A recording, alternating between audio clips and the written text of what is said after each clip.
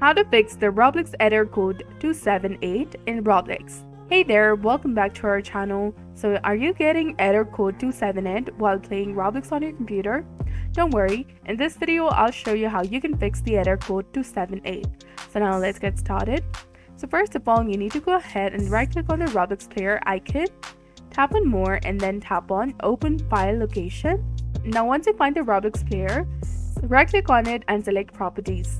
Now go to the compatibility tab and check the box that says run this program in compatibility mode 4 and select Windows 8. Also select run this program as an administrator and then tap on apply and then OK. Now see if you can play Roblox without the error. Now try deleting the old DNS server cache. For that, you need to type in cmd in the search bar, open the command prompt and run it as an administrator. Now once it is open, you need to simply enter the command that is ipconfig/flush_dns and then hit enter. After that, this will delete the old DNS server cache and simply reboot your computer, and after the computer restarts, check if the error is gone. You can also try changing your DNS server to an optimized one. For that, open your control panel and once it is open, tap on Network and Sharing Center. Now tap on your Wi-Fi or the connection that you're using.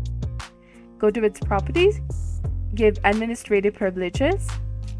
Now go to Internet Protocol version for TCP IPv4 and select it. Then go to its properties, select use the following DNS server address and type in 8, 8, 8 and 8. And in the alternate DNS server, type in 88 and 44. Now tap on OK and you'll be done. Now simply go ahead and restart your computer to apply the changes. And you should be able to play Roblox without the error. So that's how you can get rid of Roblox error code 278 on your computer. So if this video helped you, please don't forget to like, comment, share and subscribe to our channel for more amazing tips and tutorials. Thanks for watching. See you in the next one.